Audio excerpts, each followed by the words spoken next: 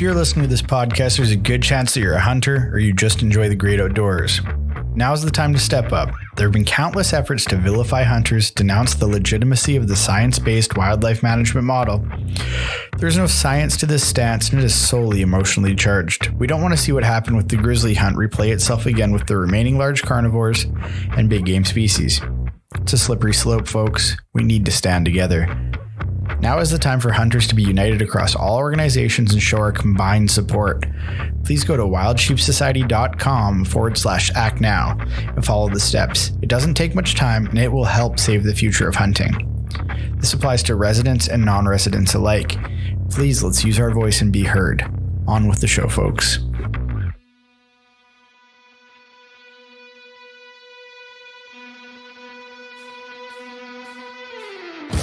This is episode 29 of the Wilderness Locals podcast. On this episode, myself and Wacedog chat with Trent Wengerd from Wengerd Archery. This podcast is brought to you by Kifaru International, the toughest hunting gear on the planet, bar none.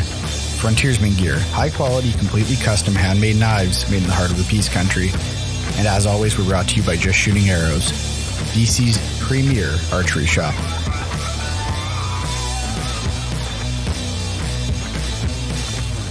You've carved yourself out a cool niche. I tried. Yeah. It's been quite the journey for sure. I didn't quite know what to expect when I was, jumping in full time, but it's been a fun ride to get to meet and talk with a lot of really cool people. So that's one really cool thing about it. So nice. How'd you get going? Well, I started building bows really young when I was like 12 years old. I don't even know why my dad bought me the stuff to do it. I'm just thinking now, like I'm trying to think about it if I do that for my kids. But I showed some interest, and he said, well, figure out what you need, let me know. And I kind of did a little bit of research, which back then was a lot harder than it is now, but got a Bingham's kit, and they sent you a little pamphlet and some rough cut 2x4 and some laminations, and kind of told you how to do things. So that's how I got my start, and I couldn't ever quite let it go from there. But I didn't start full time until 2017. So I built bows for a while, kind of messing with different bow designs, just tinkering, until 2017. Then I started, I took the jump full time. So nice. That's awesome. So were your old, I think I read your old man and your grandfather were both hunters, right? Yeah, they were hunters. My family was mostly gun hunters. They did mess around with some archery equipment, some. It was more my older brothers. I'm thinking like when I was probably 8, 9, 10, somewhere in there. Some of my older brothers got some bows and a good friend. Then they started chasing elk and started trying to figure things out. And it was from there, of course, that, just me watching, of course, I was wanting a bow too. And, that was when I turned 12, I bought a Martin, Jaguar, I think it was used, and took that one hunting that year. I didn't get a shot at anything, but that was also the year, like after hunting seasons, when I started building bows. And so then from that next season on, I've never hunted with anything but my own bows for the archery season. And it was kind of how it got started, is just watching my older brothers, because it was mostly gun hunting. But then they started getting into bows, and that's what got me going with the bows. So yeah, and my grandpa did have an old bear grizzly that he had bought for my dad and my uncle when they were teenagers. Oh, and when I started building bows and showing interest in trad bows, Grandpa gave that bow to me. So I still have that bow, which is really cool. But, yeah, so there was some archery in the family, but it wasn't the main thing when it came to hunting. It was usually guns. So nice. Yeah. Did you ever think it was going to get to where it is now, Trent, with the bow business? Well, obviously when you're a kid, you're like, oh man, it'd be cool to build bows and, get into this and sell them. And, but I mean, a couple years into it, I was like, man, I didn't know if it made sense. Like as far as I didn't know if I could make enough money on it. When I was, a little bit older and I crunching the numbers, I just couldn't quite make it work. So I kind of shelved it for a couple of years. But then we lived in Colorado for about 6 years, and we're actually not far from where Fred Eichler and Mike Palmer lived. Okay. Anyway, I got to talking with Mike a little bit, and I don't know, somehow I just kind of got the bug to try to build bows full time. So that was kind of how that happened. Of course, I had guys, people asking me, like, hey, when are you going to start full time too? So I obviously had that too, but it was mostly talking to Mike, and he was looking to sell the business at that point. And so we had talked some, and but yeah, I ended up just doing my own thing then. So is Mike still doing it? I thought he was still making bows. He is, yeah. Last I talked to him, they were still making bows. I don't think he's putting them out as much as he used to, but he's still building bows. And yeah, I mean, just thinking to when I'm older, it'd be hard to let to sell it and see it go to somebody else. As long as to me anyway, I enjoy building bows, so it'd be hard to think of not having your equipment anymore. but no, he's a great guy. And I think he's still building bows. I don't know how much, but I'm pretty sure he's still doing it. That was one bow I always wanted to get my hands on to try, was a Palmer, but never had an opportunity. But I see the odd one come up on leather wall and stuff. So yeah, no, he's a great guy. Yeah. So, what's kind of the current stable of bows look like? Is it like the Ibex? Is that kind of your top seller right now, or? Yeah, definitely. Ibex 18-inch riser, 62 or 64-inch limbs is definitely not even close. It's definitely the best seller. Do you have the chamois, which I redesigned that one a couple months ago, and then the tar. The tar was kind of my baby for a while, but yeah, those are the three main bows right now. I'm always working on new stuff, but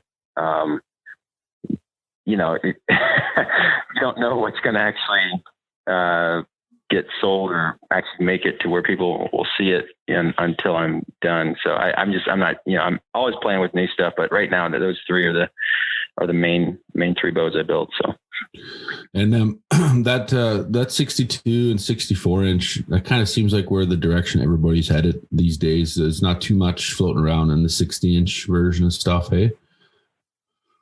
Yeah. 60 inch, there's a few, but yeah, below 60, there's very few. I mean, every once in a while I'll build a 56 or 58 inch bow.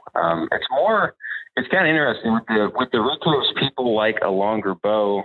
With the long bows, people tend to want shorter bows, which is kind of ironic. But yeah, people want say the 56 inch tar is pretty popular if people are going to order a tar. But yeah, people. It seems you kind of have the segment of people that like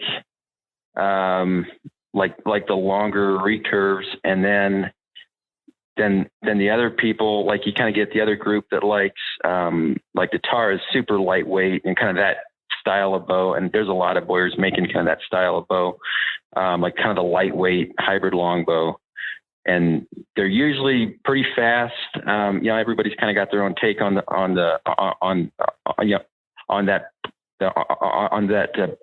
bow design, but it's they're usually pretty snappy, pretty fast, and they're super lightweight in the hand. Like you feel like you're barely carrying anything. And so I think it kind of goes hand in hand. They kind of want the lightweight and the short bow, and then the guys that want the longer, heavier bows tend to go for the recurves more, it seems like. So. Did you have your risers are basically, are they mostly G10? Well, risers? yeah, I mean, I'll do anything, but I was a bit surprised when I started the business. I was assuming everybody's going to want, fancy wood. And within a couple months, by the fall of 2017, I started buying G10 in bulk just because I saw so many people are going to want it, which back then wasn't really a thing yet. And so I just wasn't expecting that. But yeah, G10 is, probably 95% of the risers I build are at least part G10. Some guys want, part wood, part G10. But a lot of guys want the G10, and it's great for me because it's a little bit harder to work with, but it's with wood you got to make sure everything's dry. Some stuff has to sit here in the shop for a while before I can use it, and so the G10, and it's really expensive too, but it makes a bomb-proof bow. So when you build something, they're not going to have any issues with it. Some wood, different species of wood, some species of wood you have to be careful with as far as it can mic out dry, but you might still have a few, it might move a little bit or something, which is always an easy fix. It only happened a couple of times, but you never know quite with wood. And the G10 is just, or micarta or whatever Bowyer uses, that stuff, when you build a bow, it's you're not really going to have any issues with it as far as that goes. So that's always nice too.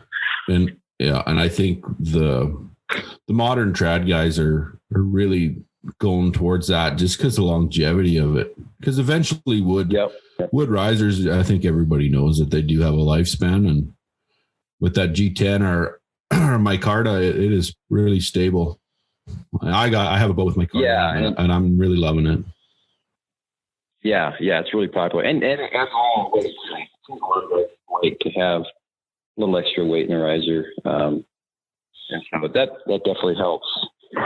So, and then your limbs are carbon fiber backed on your limbs. Did you are all your limbs with carbon, or how did you do you find that with the carbon though it's better than the glass?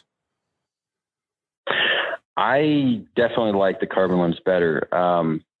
At first I offered a glass limb too, but honestly, hardly anybody orders it. So I actually, maybe it was about 2.5 years ago, I worked on getting a carbon veneered limb where it was a carbon limb similar to the carbon I'm using now, but I could put a limb veneer over it just for the guys that really wanted a limb veneer. It is more expensive, but it took a while for me to kind of, I tried some different things, ended up, there was a good friend of mine that kind of helped me out to, see what, or kind of figure out what layups to do and everything. And so if somebody wants a veneered limb with a recurve, I can do it, and it's a nice stable limb and everything. But yeah, the carbon limb, it's so much more stable than the glass limb. Speed wise, I didn't gain more than maybe 1 or 2 feet per second. Like, it's pretty much the same speed. But it's just so much more stable. It feels better at the shot. It just makes a really nice bow. Like a lot of these limbs, I don't really know if you could even twist the limb if you tried. It makes a really stable limb. For the long bows, I still do some glass limbs and some carbon limbs. There's a couple different maybe about 3 different limb options I do for the longbows, but, and it all depends on what the customer wants. But, with the longbows, it doesn't have that big hook on the end. So, being super stable like that isn't near as big a deal because the limb design itself is a lot more stable. So, yeah, I do both with the longbows. So, what are you seeing in your sales right now? Just as far as, are you moving more recurves or longbows? Probably more recurves, hey? Yeah, definitely the recurves. Yeah. Yeah, that always seems like a fan favorite these days. Everyone's kind of doing that. Like, I started with longbows, like most guys do, but I kind of just, you kind of drift towards that recurve style of shooting. So, yeah. When I started out, I talked with, because I had probably spent more time working on my longbow designs than my recurve, and so I talked with Tom Klum, and I was like, well, what do you think would be the best seller? Like, what should I kind of go for? I had met him at some for trad banquet or something, but anyway, he's like, well, he said, there is these little fads and all that, but he said, the takedown recurve, that's just what everybody wants in general. So he's like, start out with that, and he said, if you want to add something else later, but he said, that's definitely going to be your best seller. And it was definitely that way. It was more that way than I thought it would be. So yeah, the recurves are definitely king. Your recurves are 3-piece riser and just bolt on limbs, I'm pretty sure. Yeah. So yeah, just kind of a standard bolt takedown 3-piece long or recurve. Yeah, just do like 3 different or 4 different riser lengths and so on. But yeah, it's just kind of your standard bolt down system. I'm working on a few other things right now, and we'll see if those pan out. But yeah, for right now, it's the 3-piece recurve. Yeah, nowadays, lots of guys are going towards that, just a 2-piece kind of bows, breakdown in the middle, no tools kind of thing. Kind of seems like a good little option too, I think. But either way. Oh yeah. I love that. I love that option. I do that with the tar right now. And if people order a tar, it usually is going to be that 2-piece system. It's really handy. No tools like you said, and it's pretty slick. With your 2-piece, I didn't know you made a 2-piece. Is that, does it just slide together in the grip, or do you kind of have like a bow bolt kind of deal? It slides together. It'd be a similar system to how, say, Black Widow does on their longbows, or a Big GM, a couple of those guys. It'd be kind of a similar system where it has the tenon that slides into the top part of the bow. And yeah. So maybe I switch gears a little bit to hunting. I don't know. I watched. Yeah. Was that your YouTube video of you hunting that mountain goat? Was that you, Trent? Yeah, that was me. That's one of my favorite videos, and I watch it a lot. Oh, really? Okay. With you, your art or your traditional mountain goat hunt. That's one of my favorites on YouTube. Yeah. What was it where the goat, like the shot was done on a GoPro? Is that? Yeah. And then like the goat almost went down that chute and he hung up on that big rock. Yeah. That was fun. With goats with a bow, elk has always been my main thing, but mountain goats with a bow is just amazing. I've gotten to go along on a couple hunts and film and shoot that one time, and those are fun, man. Those are a blast. How far was that? And everything. How far was that shot? Because it's hard to tell on a GoPro. I think it was closer than it looked. Yeah. Oh yeah. It's there's like 12 or 13 yards, something like that. Okay. Them GoPros have such a wide angle, and made it look like it was like 40. Yeah. And when I use the GoPro, I put it on they have a wide, medium, and narrow. I put it on the medium, and then really try to make sure it's pointed the right direction. But yeah, it's still, no matter what, it seems to get that fisheye deal a little bit. And it's hard to get away from that with the GoPro. But was the other guy that was filming, did he just not get the shot with the camera? Yeah, he could have stood up and got the shot, but I told him, hey, I would love for you to film it, but whatever you do, don't screw it up for me. So he was just a little scared that if he stood up, it would spook it. So yeah, he just decided not to mess with it and just let me try to get with the GoPro. And cause I was like, I really badly wanted to do it with a bow. And I knew if I hunt for a week or two, I might get one chance. And I didn't know if that chance is going to come like the first day or the last day. I had never goat hunted up until that point. So I didn't know how it was going to be.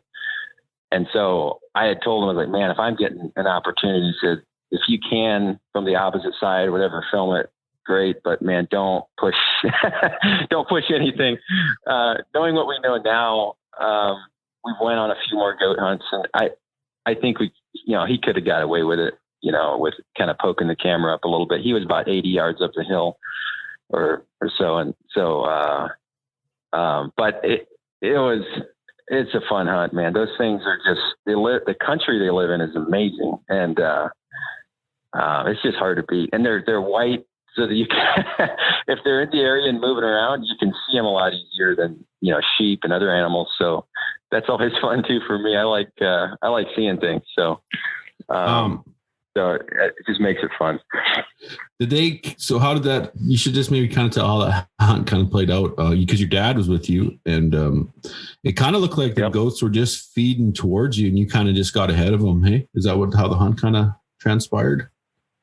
Yeah. So we got up in the morning. It took a little longer, looking at something on Google Earth. It never quite looks right once you actually get there. And so we had never been to this area before. And I lived in Colorado at the time. I think Montana has a conspiracy that they don't let me draw tags until I'm out of state. And then I burn my points and tag. But I had called somebody that I kind of knew of, but he didn't know me. And so he kind of told me the general area to go, because I wasn't able to go scouting, and he helped me out. Super thankful for that. And so I showed up to the unit blind. Never been on that mountain. And we hiked in there. We had a small lake we had picked out, wanted to get to. And my dad didn't want to go. I mean, he wanted to go, but he was scared he'd slow me down too much. Cause back then I was, with that job I had back then, I was hiking, between 10 and 13,000 feet every day, with my job. And so I was in really good shape back then. And he was like, I'm just going to slow you down. I can't, hike like you can. And I said, hey, we'll go, the day before season, we'll take our time getting in. Doesn't matter. You won't be keeping me from a goat, because it's not like it's season anyway. So we hiked in and didn't end up getting to the lake until around midnight. Cause it took a little longer to get in there, and we thought it was farther than what we thought.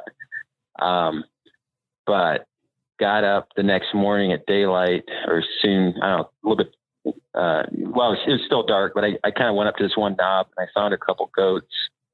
And, I should say, on the way up, we did see this group that I shot mine out of the next day. And, we kind of kept tabs on which ones, had kids and which ones didn't have kids. We thought there was 2 different fillies in that group, and then a big dry nanny. And, in this unit, the population is getting a little high. And I had talked to the biologists, and they said if, they would actually, prefer it for us to shoot a female, like shoot a nanny. If it was a big one anyway, she said some of the biggest goats coming out of this unit are usually nannies, actually. And so she's like, if it's all the same to you, and you get a chance at a big nanny, just go for it. We would actually like that. So, we had kind of watched the group, kind of kept tabs. There was maybe 7 or 8 of them, and there was about 3 of them that I felt there was a dry nanny and 2 billies. It was like there's 3 or 4 goats in that group. I was like, okay, I would with my bow. I just want to go with my bow, and I'm gonna, any of those will work. And so I spotted another goat. It was, but she had a kid, and so I went down, got my cousin, and we went up to the ridge and got on that group we had seen the day before. And yeah, they were kind of feeding around the ridge. And so we had to kind of sneak past the other goat I saw and went up to the top of this ridge and looked down and found them. They were bedded on this ridge, and whereas like a finger ridge off the main ridge. And we got in there, and he kind of hung back, and I snuck in to about 30 yards or so of the billy. And I was just kind of waiting until he stands up.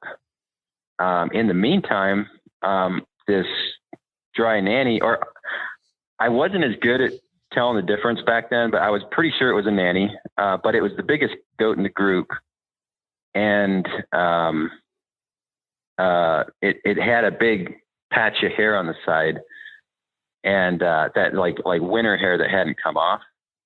And that was one of the goats that we recognized that didn't have any kids from the day earlier, because we had watched him quite a bit on the way up. And so she gets up like 60 yards down and starts feeding my way. And most of the other goats are still bedded. And I was like, well, man, if that one comes up and this billy's still bedded, I'm just going to shoot that one. And it came up. She came up, and it ended up that the billy stood up then too. But she came out and gave me a shot first. So I shot actually a big nanny. So yeah, that's how that hunt played out. It was shot 12, 13 yards, went down to 45, 50, and I knew I smoked her. And so I was really excited. And the second shot, I shot a little too quick, and I shot right over her back, which didn't need it then. She died just like 10 yards later, but yeah, I was just glad she hung up where it did, because if it had rolled on down too far, we'd have had to go way out around and try to find it down the bottom there. So I thought that was pretty cool. Your dad was there. Yeah, he was pretty stoked. Yeah, he was pretty excited he was able to be there. That was awesome. What bow did you have on that hunt? Was it ibex? Well, I guess back then were you even making bulls full time? Yeah. No, I wasn't full time yet back then. That was a couple years before I was full time. So that was I guess you could say it was an earlier version of an ibex. It was a different riser design, different limb design too. It was a carbon limb, but it was a different layup, and I kind of messed with different things throughout. But yeah, it's basically an older version of the ibex. So, what heads were you using? Broadheads on that goat? On that hunt, I used the Cutthroat 250 grain. That was right when they first came out. I was actually bugging Tommy at RMS every week or two, because they said they had the 200 grain version out, but they didn't have the 250 out yet. And he's these are going to be out before hunting season. And it was getting close to when I had to leave, and they weren't out yet. And so he probably got sick of it, but I kept bugging him. I was like, man, are these things out yet? And he, a couple weeks before I left, he's like, yep, we got him. And so I got a couple packs and ended up taking that. Back then I was shooting mostly the VPA or the Cutthroats. And so I was pretty excited to get those things loaded up. So what's your go-to now? For elk, the last couple bulls I've shot with the Valkyrie. I really like the Valkyrie heads for elk. They're how should I say it? They I'd say it bleeds maybe. Well, that's a weird thing to say because it depends on where you hit the animal, right? Like that almost makes more difference on what broadhead head that you're using. But I don't think they bleed quite as good as some bigger 3-blade heads, but I think they might bleed a little better than some of the 2-blade heads. But it's a pretty small 3-blade head, and I really like that for elk because I want to make sure I get good penetration. But so yeah, I use the Valkyrie for elk, and then for deer, which I didn't hunt deer last year with a bow, but normally for deer I'll use something a little bit bigger. Like the last deer I shot was with a Day 6 Evo, like the XL. Mm-hmm. So kind of something, like usually like a 3 or 4 blade that's a little bit bigger, not insanely big, but just a little bit bigger head. Mm. So what's your main hunting bow? Like how many pounds are you pulling? The bow I'm shooting right now is actually, it's like 46 or 47 pounds at my draw length. I usually shoot a little bit heavier than that, but it was kind of some prototype stuff in the limbs and the poundage didn't quite come out right, but I just rolled with it anyway. But I am going to make myself a new bow here just soon. But yeah, I'm usually shooting 62 or 64 inch bow that is, anywhere from say 48 to 52 pounds, somewhere right in there. Yeah, I think that's money. I think that's a money weight for that's sure. Where I'm at too. Yeah. We're it's. Go ahead, Trent. Oh, go ahead. No. I was just saying we're leaving on our first goat hunt here in BC this August. Oh man, that's awesome. Which one of you lives in BC? Is it Tyler? I'm in BC. Wacey's in Alberta. Okay. But nice. I host Wacey out here every year, so he has the benefit of acting like a resident. So. No, that's awesome. Yeah, that's awesome. So is it like an over-the-counter tag up there, or how does that work? Yeah. Mostly everywhere here is over-the-counter for goats. There's a few. There's quite a few limited entry tags, but BC is one of the few places I think that you can hunt goats pretty well everywhere over the counter. There's just a couple that you can't. But yeah, wow. It's the tag that we're going on is archery over the counter tag. The whole area that we're going to is going to be archery only. And yeah, it should be cool, man. We've been talking to guys that have done it the last few years and should be wicked. Oh man. Yeah, that's going to be a blast. Yeah, it's hard to beat a mountain goat hunt just because of where they live and everything, which up there, I'm sure you get some miserable weather, but yeah, that's amazing. August should be pretty awesome though, to be up in the mountains. So that'd be a really fun hunt. Yeah. Are they? Yeah. Does that area have a good population of them? Or? Yep. No? Yeah. That whole region is sort of where a lot of those book billies and stuff come out of. But yeah, no, it's super. Yeah, I actually chatted with the biologist in that area a few weeks ago, and they're happy with how stuff is going. And yeah, it's pretty exciting, man. It's going to be cool. It's both of our first goat hunts, so it'd be cool to do it. Yeah. Be cool to do it with the bow too. Oh, that'd be awesome. So you live in BC, and it's over the counter, and you've never gone? Yeah. No, I've wow. There's so much opportunity here in BC. Like, I mean, I can hunt sheep over the counter every year. I can hunt elk over the counter every year. Goodness. Yeah. Oh wow. Yeah.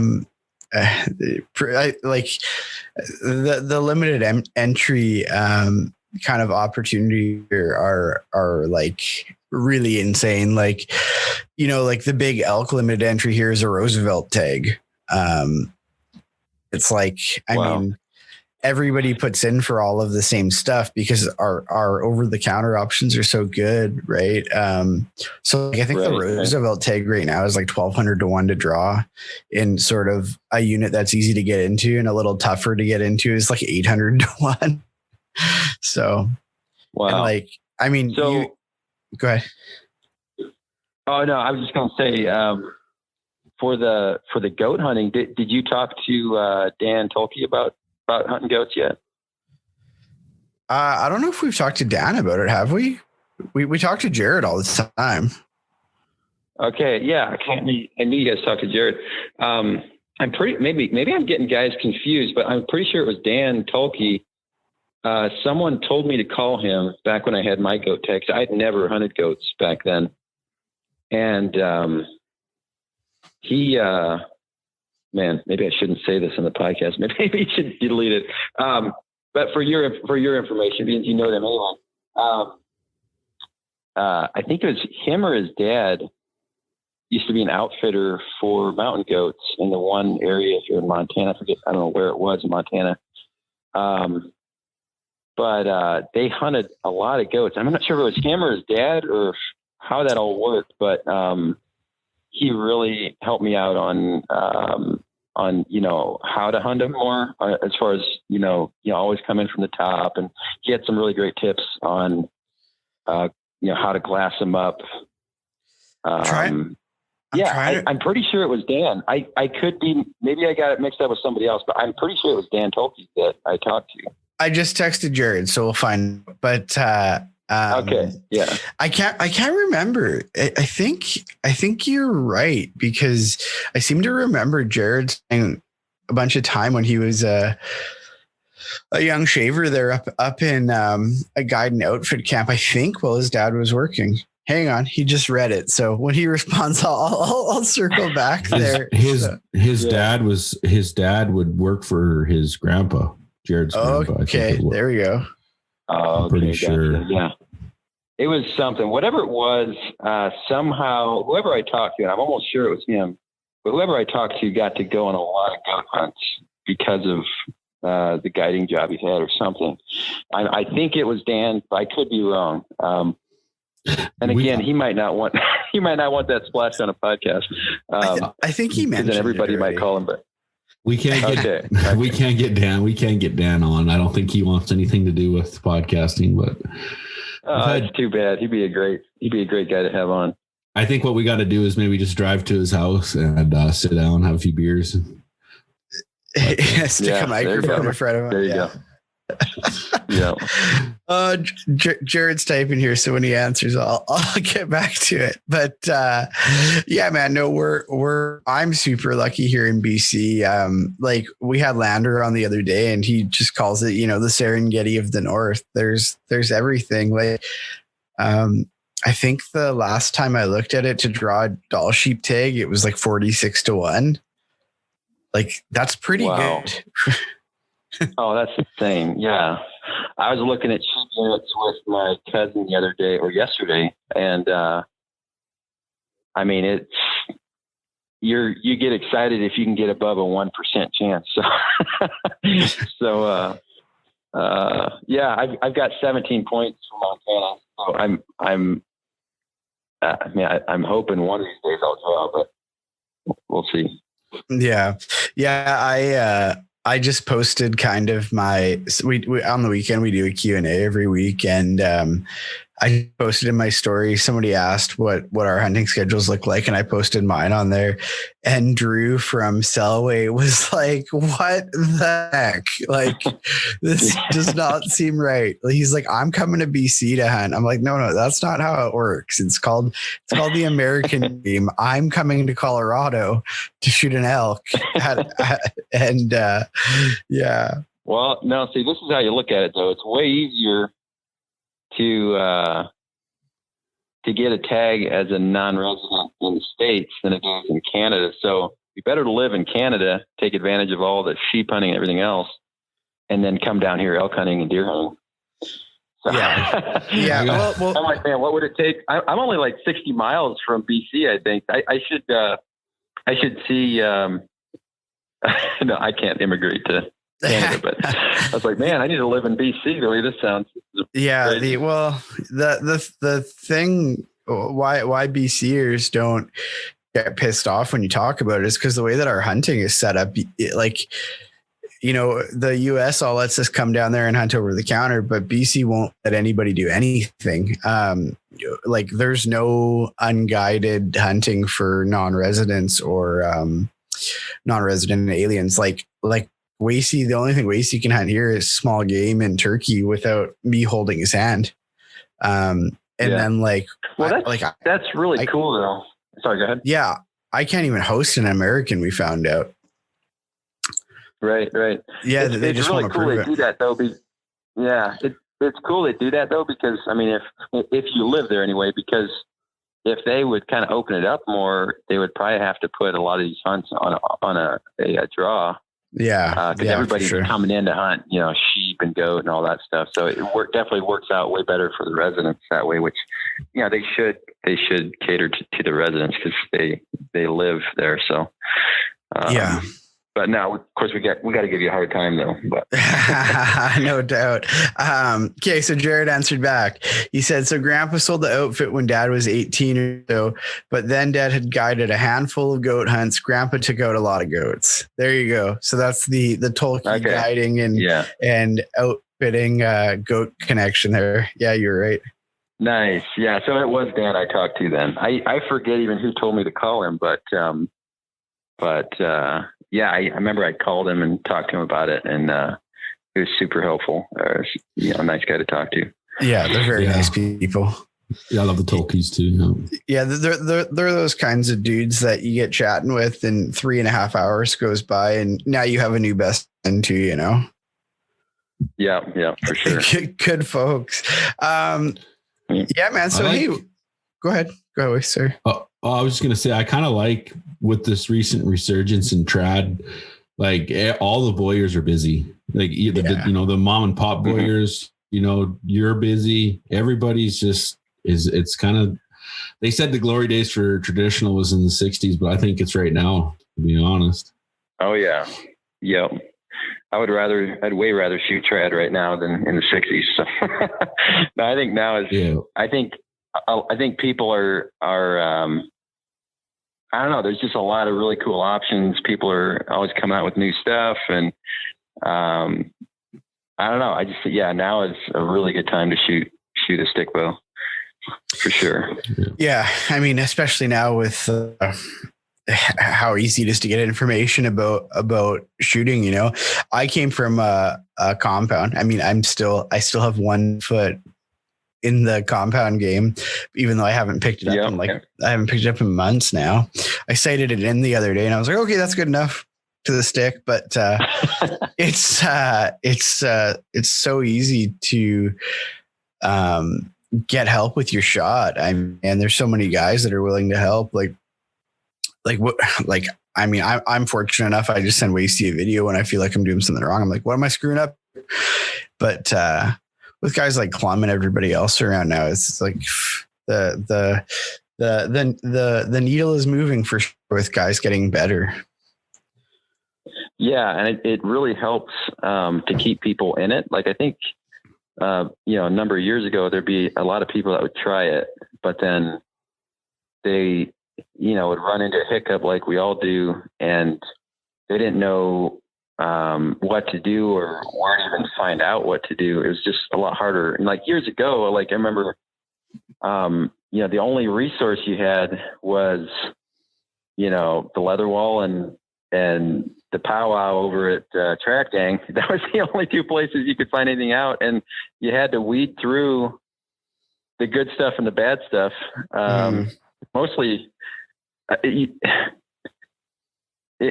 was, I don't know how to say it. Offending people. The forums had a lot of people that thought they knew what they're talking about, but they didn't. There's a lot of basement dwellers on forums.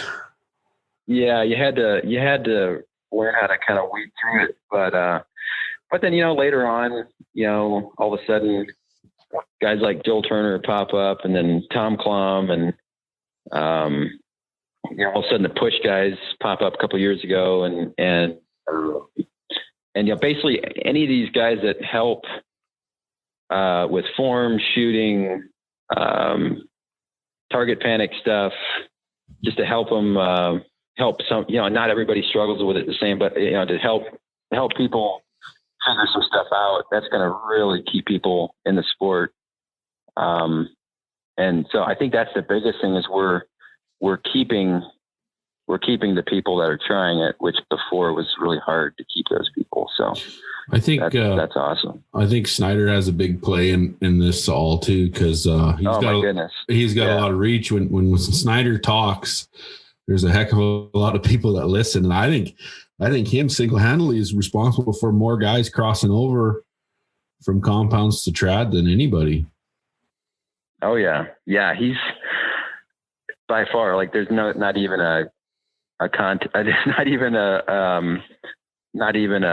anybody else that's even remotely close to the amount of people that he's switching over. It's pretty crazy. Like, even if you look, like, I was just starting my business back when he started shooting trad more. And it's crazy the swing that guy has. It's amazing. Did you notice, because did you send him a bow ever? Yeah, I sent him a few bows. Yep. Did you notice the uptick in sales when he started talking about Wengerd bows? Yeah, definitely. Yeah, he sold me a lot of bows for sure. I know Bill from Iron Will said that his sales were totally reflected on what Aaron was saying on podcasts. When Aaron would talk about Iron Will and how good they were, he said sales were good, and then he would say something about another broadhead and he said sales would drop right off. So he's like, yeah, the guy's got a lot of reach. Well, I think he does. I think part of that is just like the no BS nature of Aaron. He doesn't sugarcoat a lot of stuff, and there's something special about that. I think guys realize it right away. Yeah, they basically when he says something, nobody paid him off for it, really, and that's, and he's super nice too. Like I had called him and he helped me out on a few things back before he knew I even built, but I didn't even tell him I built bows. I had called and asked some questions about a few other things, and he helped me out way more than I ever thought he would. And he, in his mind, he's never getting anything from me for it. And he helped me out a ton, even back before he even knew I built bows. Like, he was a super, super great guy. Very open with information and helped me out a ton. Well, look at some of the stuff the guy answers on his Q&As. It's like, who's got the patience for that? Like, it's the same. If I see another question, yeah, exactly. I was just going to say, if I see another question about what spine area you need for a 29-inch draw at 70 pounds, I'm going to scream. Like, and I'm reading them. I'm not answering. I'm like, look at a spine chart. Yeah. So, hey, one thing I wanted to touch on is in the shop there. Are you working by yourself? I am. Yeah. I've gotten a little bit of help in here and there just for a few days. But I really should hire someone, but I'm still a little reluctant to do that. And maybe I'm a little bit of a control freak. I'm not sure what's going with me, but I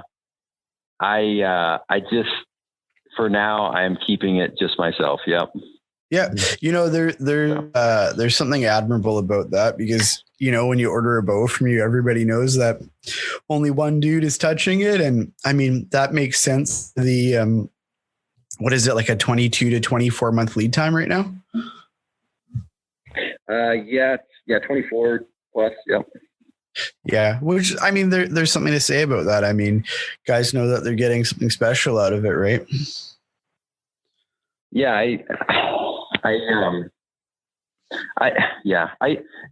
It's probably stupid of me to think that I couldn't train someone else in or whatever, but it's, I'm the type of guy, it's easy for me to, I kind of enjoy doing everything, put it that way.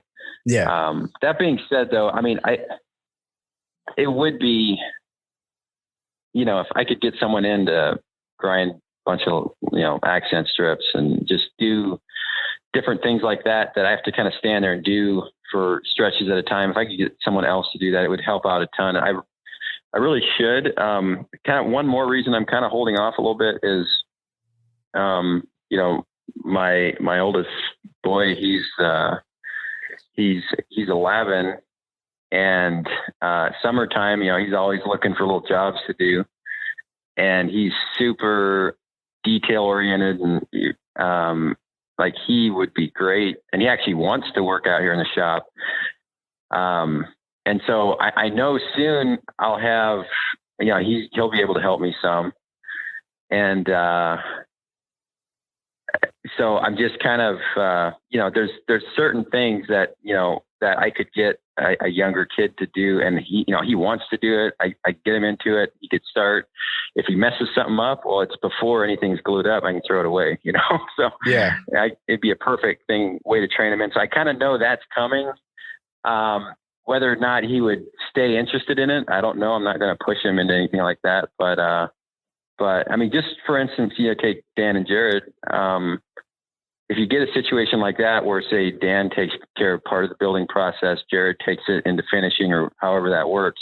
Yeah. That's a pretty cool little setup. And if you have something like that set up, you could pretty quickly, you could make a lot more bows pretty quick once you start doing some stuff like that. So we were talking with Jared and Dan about that, and I was like, man, I worked for my dad with my dad for many years rather. And it quickly turned into that Orange County Choppers show where the dad and the son are always going at it, fighting about nothing. I ordered a great pop, throws a chair. Yeah.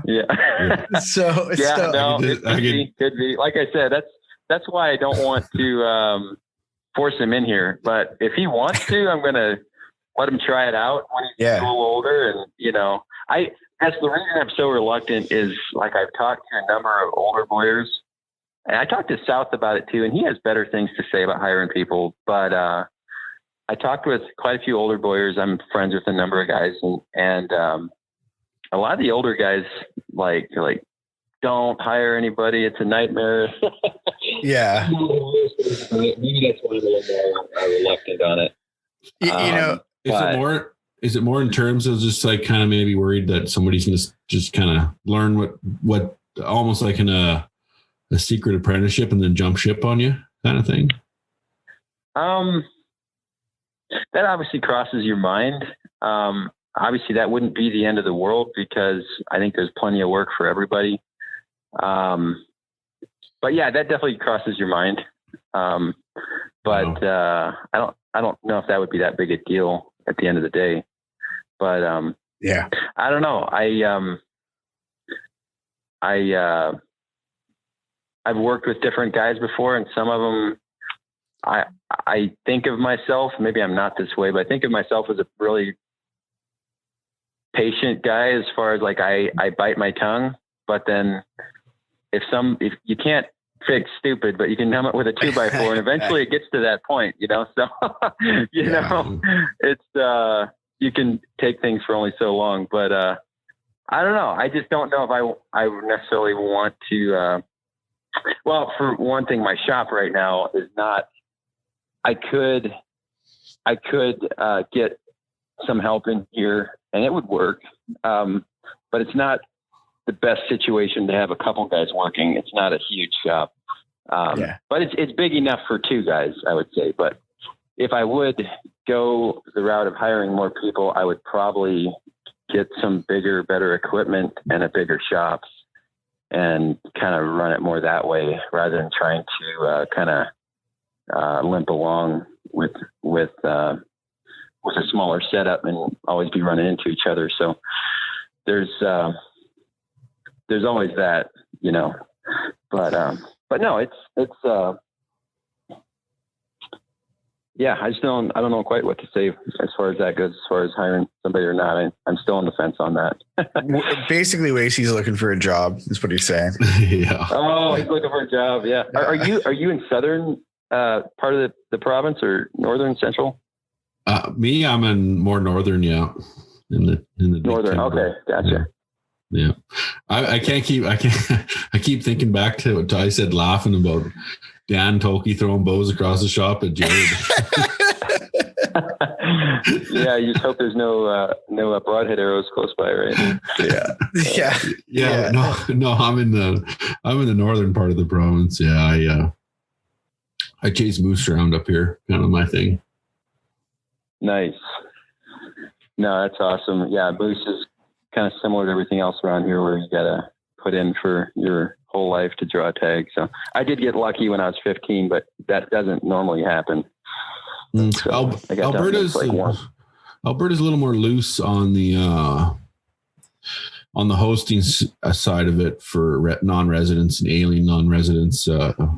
Like I could bring you up. I could bring you up to hunt moose with me, right? So nice, huh? Maybe you guys could do it for like your December employee party or whatever. Yeah, man, hire me on. That's a long commute. That's a long commute, Wacey. I don't know if that's gonna work. So what's on the docket for 2021, Trent? For the bow shop or for hunting? Both. It sounds like you got your hand full at the bow shop, right? You're just steady banging out 18-inch G10 ibexes. I'm working on some new stuff. And please, nobody ask me what it is right now, because you'll see it when I'm actually ready to release it. But I'm working on some new stuff right now. I honestly love designing stuff way more than I like building bows, even but obviously you can't make money designing bows, so you got to play a line there. But I'm working on some new stuff. I'm playing around with different stuff, and I was going to do this like 2 years ago, literally, but I just got so busy I had to kind of put my head down and work. But I'm finally getting to it now, and so I'm excited about that. And right now, I'm basically just focusing on some of that prototyping and getting my bows out for the customers that have been waiting on bows. So just kind of keep up with that, but at the same time do the prototyping. And then for hunting, this is going to be my first year hunting in Idaho as a resident. I've killed some elk in Idaho before, but it was more, we live right by the line. And so we just kind of go right across the state line and hunt sometimes. Just did that like twice. So I don't know much about Idaho. I did hunt deer one time, like the late archery season a couple years ago. But besides those couple times, I don't really know much about Idaho hunting. I've kind of been all over the state in Montana. And so I decided to just kind of go all in for Idaho. So I didn't try to draw any tags anywhere else. And I'm going all in Idaho, and I guess I'll be hunting new country this year for elk and deer and really everything, I guess. So, bears, I guess, I've hunted bears a few times in Idaho too. So I guess I have done a few things, but not all over the state. So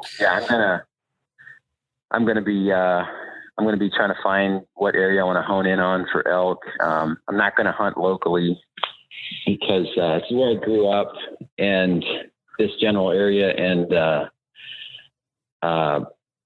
elk population kind of took a dip, and so it's coming back now, I think, but I remember what it was like years ago versus what it is now, and it's just not the same, and I want to go check out some different areas. So that's fine. So that's kind of the plan for elk. So. What are the over-the-counter opportunities like in Idaho? In Idaho, you can get tags almost statewide. They're split up into zones. like in Montana, I could buy my tag, my statewide tag. I could hunt a lot of the state with my over-the-counter tag. But Idaho is a little different. Like, you have a zone that you pick, and in that zone, there's like 3 or 4 units maybe. And so I'm still in the process of figuring it out. So I'm not the best guy to ask, but yeah, you have your zones. And for a non-resident, I think the tags go on sale December 1st. And if you want a tag, you pretty much have to get in line, I think, December 1st, because they sell out crazy fast, which is unreal, because up until 2-3 years ago, Idaho would always have leftover tags right up through archery season sometimes. So it's nuts that they're selling out like that, like the first couple of days for some zones. That's wild. And I always find it crazy how the states, Colorado, Texas, Idaho, Montana, like I can just drive down, buy a tag. I'm not even from that country. Yeah. It's just, and Colorado. Insane. Yeah. Colorado is still over the counter, which I don't know how they do that, because that's where everybody goes. And I lived there for 6 or 7 years, and it was crowded like crazy. Like, it was unbelievable. Like, the one place I hunted, which I would get there a couple hours before daylight, and then start hiking. But I would have buddies tell me that came in later, like, or they'd leave mid-morning or whatever. They say, "Oh yeah, there was like 35 vehicles in the parking lot." It's like, it's unbelievable the amount of pressure that's in there. And it wanted to freak me out, because I wasn't used to it growing up in Montana here in the northwest part of the state. Like, if you pull up to a trailhead, or you pull up to a closed road or whatever, it's thick brush country up here. And if you saw someone, you just went on to plan B or C, there, people, it almost seemed like the more vehicles, the more the merrier, it's a totally different concept. So I had to totally adjust the way I hunted down in Colorado. But I mean, honestly, it was easier to kill an elk down there too. It might sound crazy, but, it was easier to get my elk tags filled down there than it was in the northwest part of Montana. So, and North Idaho is similar. I don't know how southern and central Idaho is, but yeah, the amount of people in Colorado is unbelievable. Like, they're going to have to change something soon, I would imagine. I don't know if I could handle that. Yeah, I was just going to say that. I have a stroke. Yeah, I about had a panic attack. But what you realize is a lot of these people aren't going, like, basically what I found in the area I hunted in, and I did good there. I got an elk every year. I bow hunted there, and basically what you had to do is you had to be where you were wanting to hunt at or before daylight. So you have to hike in the dark, and you're hunting. Like, most of the elk I killed were either right in the middle of the day while nobody else is hunting, or right at daylight or right at dark. And it's intimidating, because I killed several elk during the muzzleloader season. And so you're literally out there hunting with, back then I was shooting a longbow, and you got guys in orange and guns in the woods too. So it's just different. It's very different. But yeah, if you get in where you need to be and are there at daylight, and cause you can see, like, you're hiking in the dark. I try not to use a headlamp if I could help it. And you'd look back behind you, get up on the ridge, and you'd see just headlamps just moving through the or down below.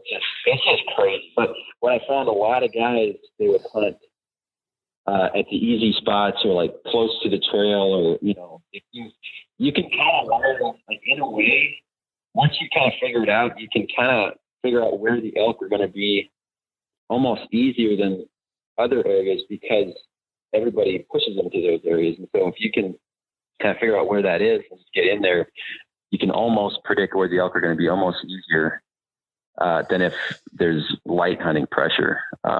which that sounds kind of weird. I'd rather have light hunting pressure. Don't get me wrong, but you can hunt and kill elk in situations like that. It's just different. It's very different, you know? Yeah. One of the more pressured spots that I hunt, it's like the guys that shoot in there are the guys that get in there a few days before everybody else and get to the back edge of this particular, I don't know how to say it without giving away where it is, but get in the back of this particular unit. And then basically as the horde of dudes kind of on the road, it pushes all of the deer into the back anyways. So then you get your hunting opportunity. Yeah, that's crazy. It's pretty wild. But like, I mean, that being said, I think myself and Wacey are super lucky. Like where I hunt elk here in southern BC, I've seen one dude ever. Oh, really? Wow. Yeah. And he just kind of stumbled into the area. Like he was like, "Hey, you seen any deer back here?" I'm like, me and Cole went elk hunting last year. It was combat bow hunting. Alberta had a law for the longest time, and you couldn't hunt off an ATV in the mornings. And they just changed it last year. So what happened is we had some guys quadding in and like with their quads idling, bugling. So we're down in the, we're down in the bottom. We're down in the bottom trying to shake hands with some of these bulls. And we got, Larry Honda up there, ripping on the thunder bugle. I just want to beat my head against a tree. But it was a tough go. Like we would hike past, like some guys would pitch a tent right at the trail entrance, like on public land. And they wanted to, like, they were trying to claim that area. We weren't trying to be dicks, but you just hike around the tent and, sorry, dude. Yeah. Like, I don't know what to tell you guys. Like it's kind of everywhere, but yeah, I know it's not like Colorado. That's for sure. Yeah. And that was, I shouldn't say all of Colorado. I probably painted this crazy picture of Colorado, but that's how it was in that specific area. And I did hunt other areas that didn't have as much pressure, but then it was harder to find the elk too. And so every area kind of has its pluses and the minuses, but yeah, it's just different, but it is fun to kind of figure out how to hunt different areas. And, which I guess I'll have to do that again this year, but we'll see how it goes. But is the elk population up there, in BC, is it pretty good or is it, would it be more like hunting, northern Idaho and northwest Montana back in 2008, 2009? Like, is it pretty low elk population, or is it pretty good? It's almost hard for me to answer that just because there's a lot of conflicting reports. Like BC is one of those places that there's so much country that you can work in, and each place is so different. Like I don't know if you've been up here, but like if you start on the coast, it's like thick tangled jungle. And you start like working east and you'll end up in desert, and then you'll end up in like big, huge grasslands, and then you'll end up in the Rockies. And if you north, you kind of get the same experience. Right. So there's a lot of compartmentalization, right? Like, so on the coast, there's some roosevelt herds that are doing really good. Like I mentioned earlier, those are on limited entry. And then, right. Down in southern BC, there's pockets of Rocky Mountain elk all the way across the southern portion of the province. And I mean, I get into the elk almost every time I'm out.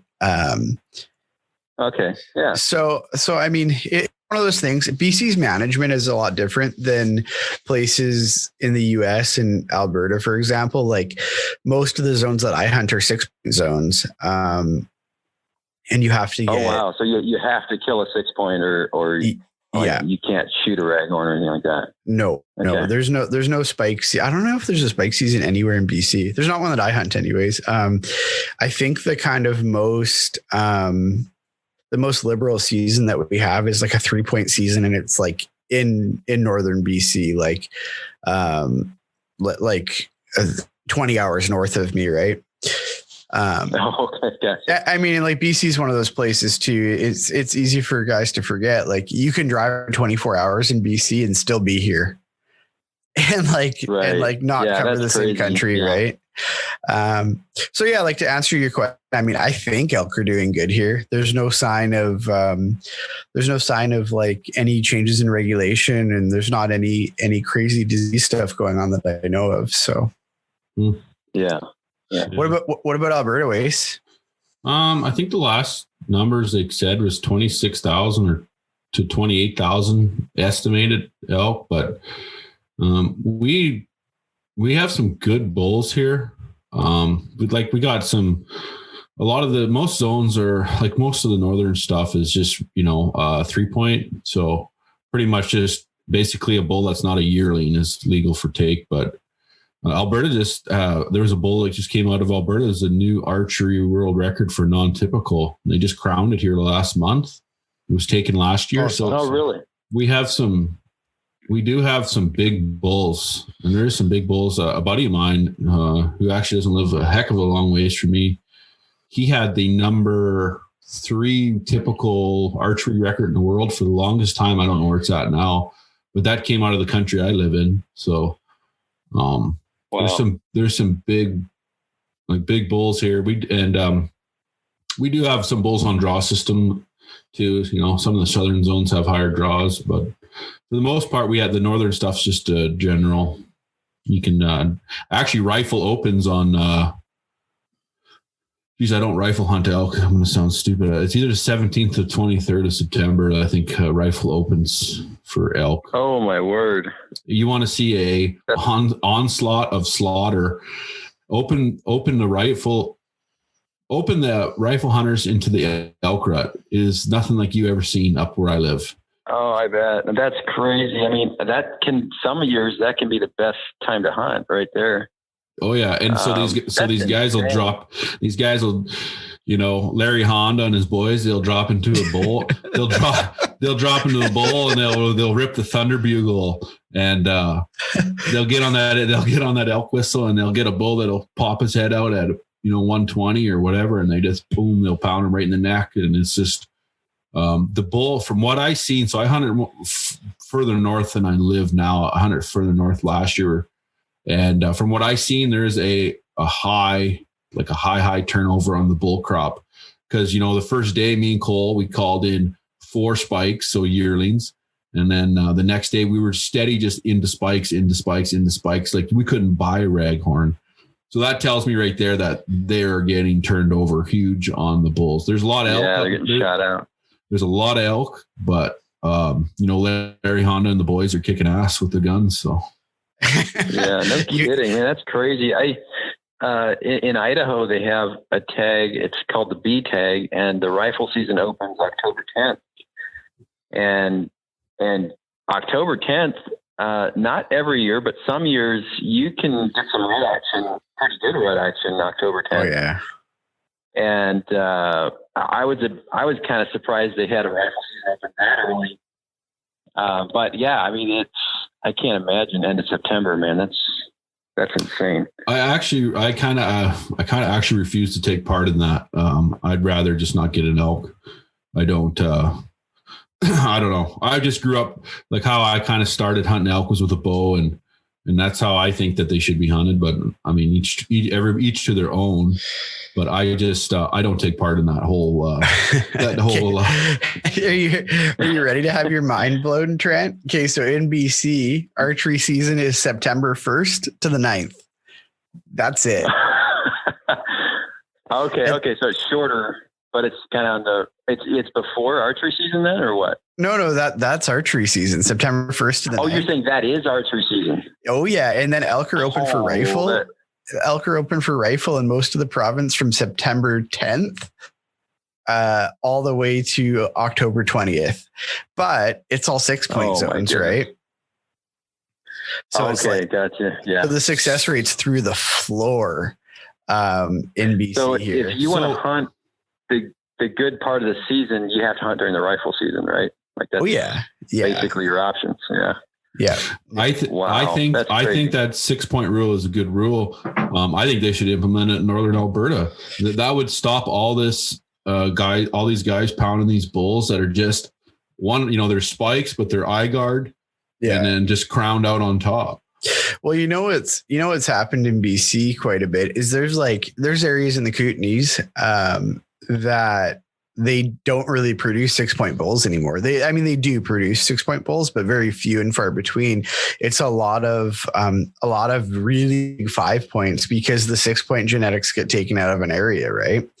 Just like every time something grows to 6-point, it gets shot. Wow.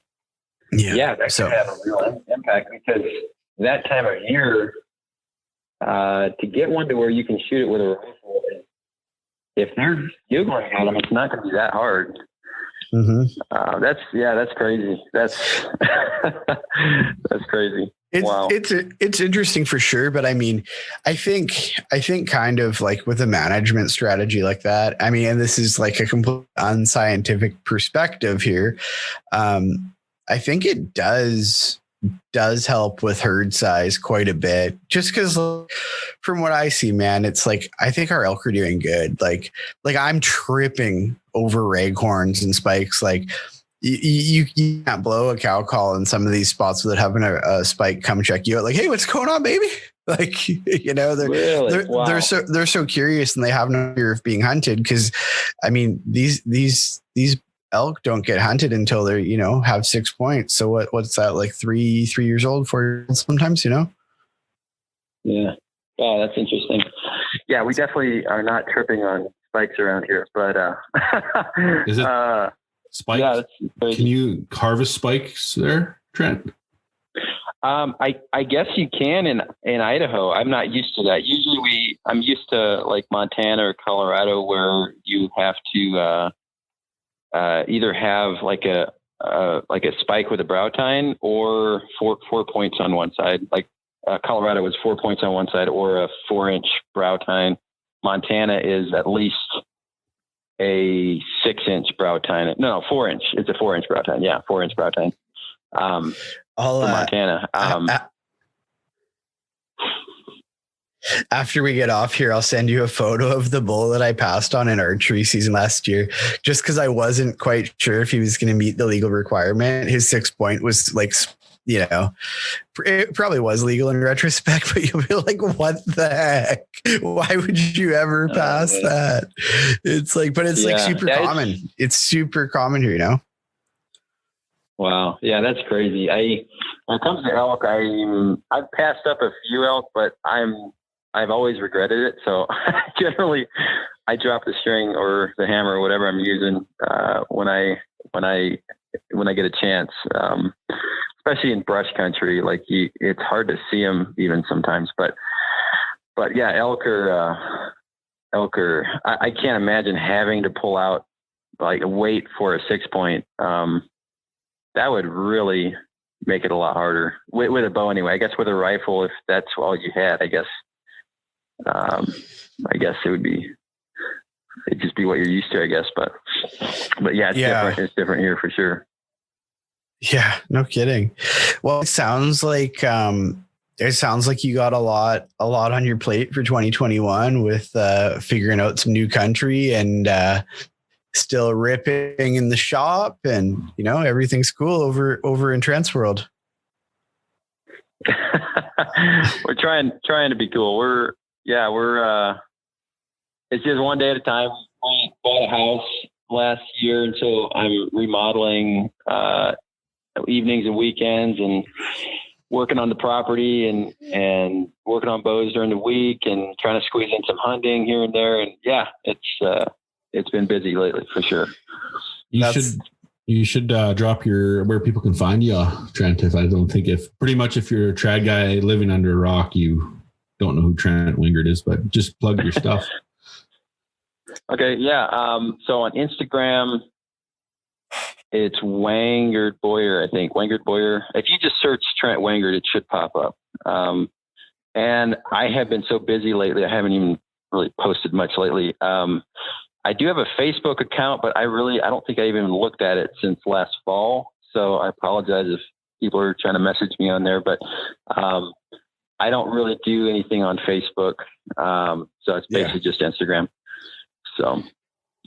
Yeah. The Instagram is Wengerd Bowyer, right? Yeah. Okay. Yeah. Yep.